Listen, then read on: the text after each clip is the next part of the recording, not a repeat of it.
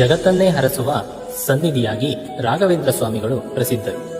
ಆದರೆ ಅವರ ಕರುಣಾಮಯಿ ಸುಗಣಗಳ ಹಿಂದೆ ಒಂದು ದೊಡ್ಡ ಕುಟುಂಬದ ತ್ಯಾಗದ ಕತೆ. ಈ ಕತೆ ವೆಂಕಟನಾಥರು ಶ್ರೀ ರಾಘವೇಂದ್ರ ತೀರ್ಥರಾದಾಗ ಇಡೀ ಪ್ರಪಂಚವೇ ಅವರಿಗೆ ಮಗನಂತಾಯಿತು. ಆದರೆ ಸ್ವಂತ ಮಗನ ಜೀವನ ಬಡತನವಿದ್ದರೂ ವಿದ್ವತ್ತು ಮತ್ತು ಪ್ರೇಮ ತುಂಬಿ ಸರಸ್ವತಿಬಾಯಿ ಪತಿಗೆ ತಕ್ಕ ಪತ್ನಿಯಾಗಿ ಅವರಿಗೆ ಲಕ್ಷ್ಮೀನಾರಾಯಣ ಎಂಬ ಮುದ್ದಾದ ಮಗನಿದ್ದರು. ತಂದೆ ಕಲಿಸುತ್ತಿದ್ದ ಆ ಕ್ಷಣಗಳು ಸುಂದರವಾಗಿವೆ. ವೆಂಕಟನಾಥರ ಜೀವನದ ಗುರಿ ಬೇರೆಯೇ ಇತ್ತು. ಸಮಾಜದ ಉದ್ಧಾರಕ್ಕಾಗಿ ಅವರು ಸನ್ಯಾಸ ಸ್ವೀಕರಿಸಲು ಆ ದಿನ ಸರಸ್ವತಿಬಾಯಿಗೆ ತಿಳಿದಾಗ ಅವಳ ಪ್ರಪಂಚವನ್ನು ತಡೆಯುವ ಶಕ್ತಿ ಅವಳಿಗಿರಲಿಲ್ಲ. ಆದರೆ ಅವನಿಲ್ಲದೆ ಬದುಕುವ ಧೈರ್ಯವೂ ನನಗೆ ಪತಿಯ ಸನ್ಯಾಸ ಸ್ವೀಕಾರದ ದುಃಖ ಮತ್ತು ಮಗನ ಭವಿಷ್ಯದ ಚಿಂತೆ ಅವಳನ್ನು ನುಂಗಿದ ದುರಂತದ ರಾತ್ರಿ ಅವಳು ಪ್ರಾಣ ಕಳೆದುಕೊಂಡಳು. ಇದು ಮನವನ್ನೇ ಬದಲಿಸಿದ ಕರಾಳ ರಾತ್ರಿ. ತಂದೆ ಸನ್ಯಾಸಿ, ತಾಯಿ ಮರಣ. ಲಕ್ಷ್ಮೀನಾರಾಯಣ ಎಂಬ ಚಿಕ್ಕ ಮಗ ಇದ್ದಕ್ಕಿದ್ದಂತೆ ಅನಾಥನಾದನು.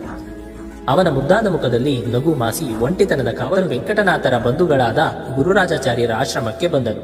ಆ ದೊಡ್ಡ ಮನೆಯ ತನ್ನ ತಾಯಿಯ ನೆನಪಿನಲ್ಲಿ ತನ್ನ ತಂದೆ ಎಲ್ಲಿದ್ದಾರೆ ಎಂಬ ಆಲೋಚನೆಯಲ್ಲಿ ಲಕ್ಷ್ಮೀನಾರಾಯಣ ಕಣ್ಣೀರು ಹಾಕುತ್ತಿದ್ದನು. ಇದು ಅವನ ಬಾಲ್ಯದ ಶ್ರೀ ರಾಘವೇಂದ್ರ ತೀರ್ಥರು ವಿದ್ವತ್ ಮತ್ತು ಪವಾಡಗಳಿಂದ ಪ್ರಸಿದ್ಧರಾಗುತ್ತಿದ್ದ ತಮ್ಮ ಮಗನ ಬಗ್ಗೆ ಕಾಳಜಿ ಇತ್ತು. ಒಮ್ಮೆ ಲಕ್ಷ್ಮೀನಾರಾಯಣ ಹಿಡಿದಾಗ ಶ್ರೀ ರಾಘವೇಂದ್ರರು ಅವನನ್ನು ನೋಡಿದರು. ಗುರುಗಳ ಕಣ್ಣಲ್ಲಿ ಅಪಾರ ಕರುಣೆ ಇತ್ತು. ಅವರು ಲಕ್ಷ್ಮೀನಾರಾಯಣನನ್ನು ಹರಸಿದರು ಮತ್ತು ಅವನಿಗೆ ಸೂಕ್ತವಾದ ವಿದ್ಯಾಭ್ಯಾಸ ನೀಡಲು ವ್ಯವಸ್ಥೆ ಮಾಡಿದರು.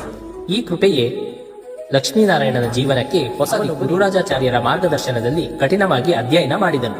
ತಂದೆಯಂತೆ ಮಹಾನ್ ಪಂಡಿತನಾಗಬೇಕೆಂಬ ಹಂಬಲ ಅವನಲ್ಲಿ ಮೂಡಿದ ನಂತರ ಲಕ್ಷ್ಮೀನಾರಾಯಣ ವೇದ, ನ್ಯಾಯ ಮತ್ತು ಮೀಮಾಂಸಾ ಶಾಸ್ತ್ರಗಳಲ್ಲಿ ಅಪ್ರಮಿತ ಪಾಂಡಿತ್ಯ ಗಳಿಸಿದನು. ಅವನು ಲಕ್ಷ್ಮೀನಾರಾಯಣಾಚಾರ್ಯ ಎಂಬ ಹೆಸರಿನಿಂದ ಪ್ರಸಿದ್ಧನಾದನು.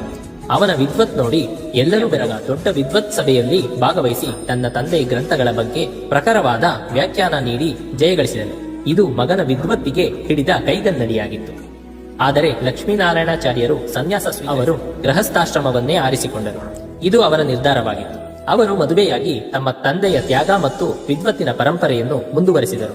ಶ್ರೀ ರಾಘವೇಂದ್ರ ತೀರ್ಥರು ತಮ್ಮ ಮಗನ ನಿರ್ಧಾರವನ್ನು ಲಕ್ಷ್ಮೀನಾರಾಯಣಾಚಾರ್ಯರು ತಮ್ಮ ಮಗನೊಂದಿಗೆ ಮಂತ್ರಾಲಯಕ್ಕೆ ಭೇಟಿ ನೀಡಿ ರಾಘವೇಂದ್ರ ಸ್ವಾಮಿಗಳು ತಮ್ಮ ಮೊಮ್ಮಗನನ್ನು ಹರಸಿದರು.